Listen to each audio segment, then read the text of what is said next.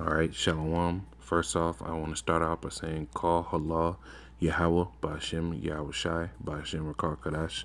That's all praises who the world calls God in Jesus Christ. The true names in the Hebrew is Yahweh for the Heavenly Father, and Yahweh Shai for his beloved Son. I also want to say double honors to the elders and apostles of Great Millstone for rolling well and pushing out this word the way they push it, man.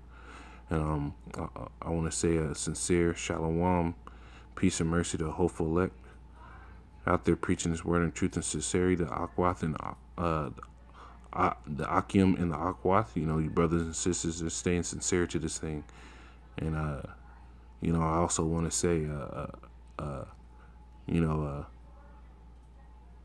may the Most High put to death you 2/3, you reprobates, you scoffers, you disobedient, the ones that sit here and use this word in contention and strife, man.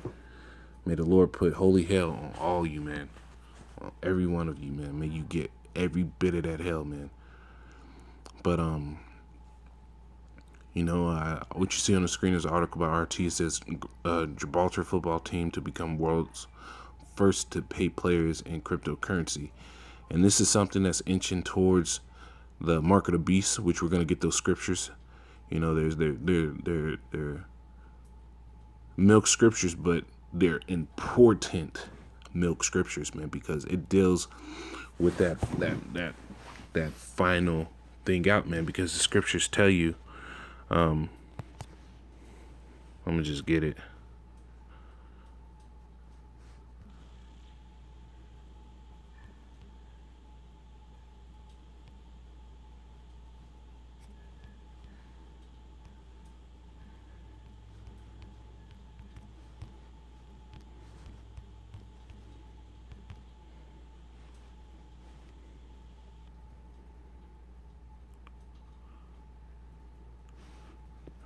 So, like, yeah.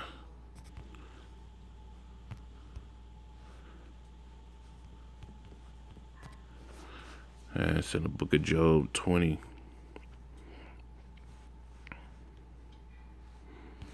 Scriptures tell you this in Job 20 and started 21.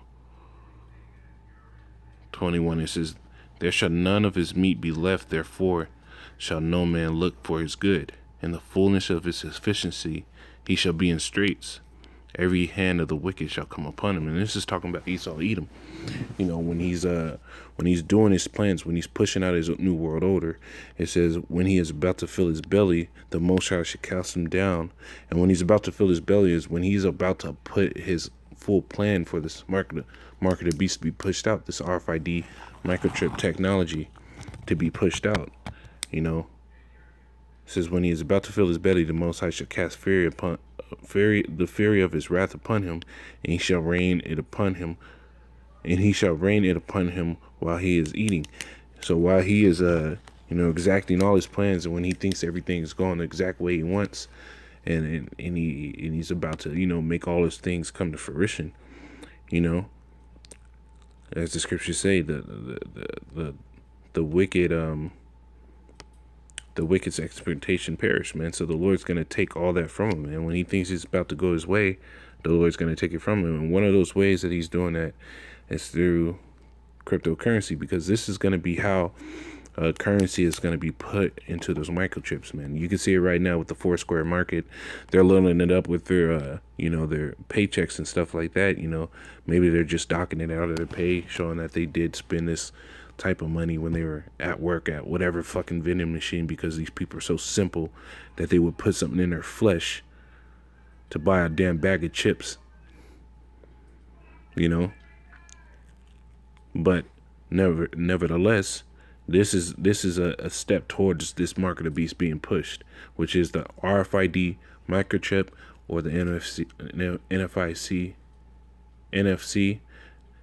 RFID stands for radio frequency identification chip, and NFC stands for near field communication.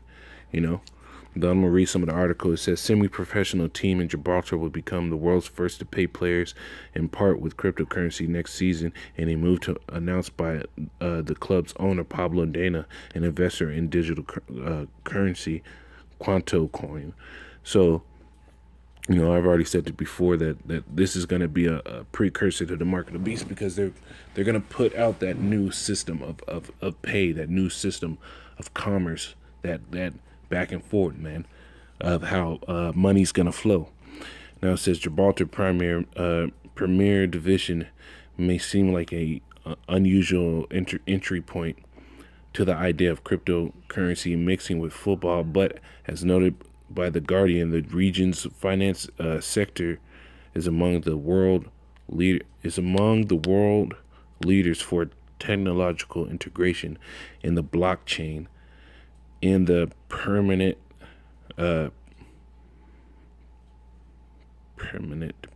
record of a digital currency transaction. And blockchain is going to be a way that they compile all this data on each person, their whereabouts, what they do, what they eat, you know, what they spend money on. That blockchain technology is going to be used in these chips, man. That's how Esau is going to be the one to say that he knows all, man, because he wants to be like the Most High. Now it says Gibraltar United players have reached an agreement with the club to be paid in part by the digital currency next season. Now, Apostle Tahar put out a statement a while back on one of his videos that he made, where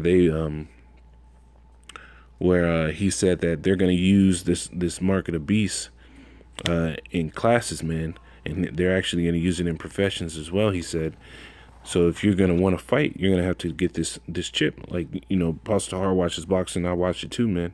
So those boxers, man, just so they can make sure that they're not, you know, using performance enhancing drugs, they want them to get a chip in so that they can monitor whether or not they're taking these drugs or not.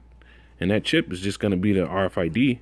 There's no other technology that can do that but the chip, you know. So this is just taking the next step further in the actual payment for these players. Now it says owner Dana says that the club adopting this method of payment could inspire others to do so, which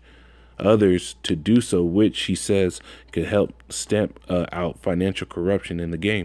And what he means by stamp out financial corruption is keeping these referees, these players from throwing games, calling back calls, doing things, and getting paid for it on the side and nobody not knowing. So that's a way that they'll be able to keep track of it, because that's what the blockchain is for, man. It's a data collection and information, man. It's to compile all the data, make it into smaller so you can store it easier.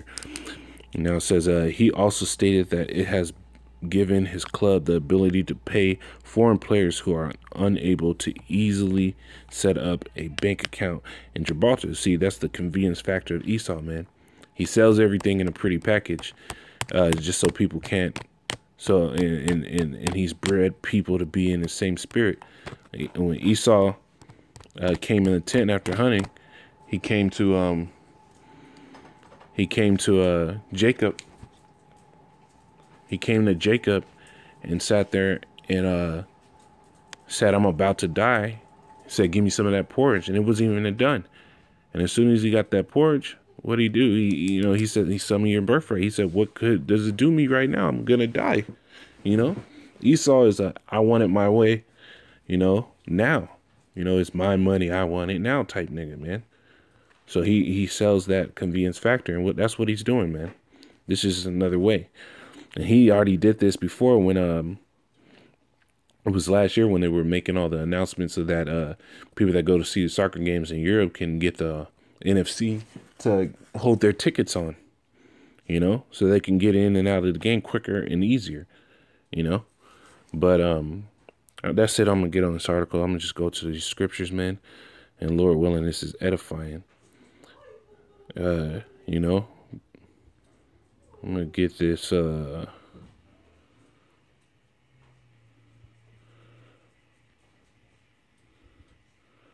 I think I read this already.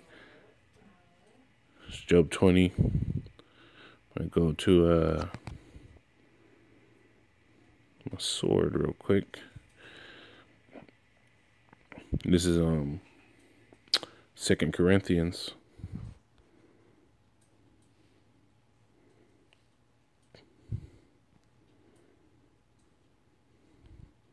12. 2:11. It says, "Least Satan should get an advantage of us, for we are not ignorant of his devices," man.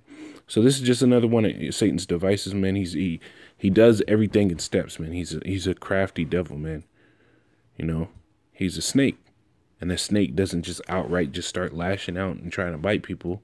You know, he gets as close as he can. You know, he inches his way to the prey, does his little scheduled pauses to make sure they can't see him, and then he pounces, man.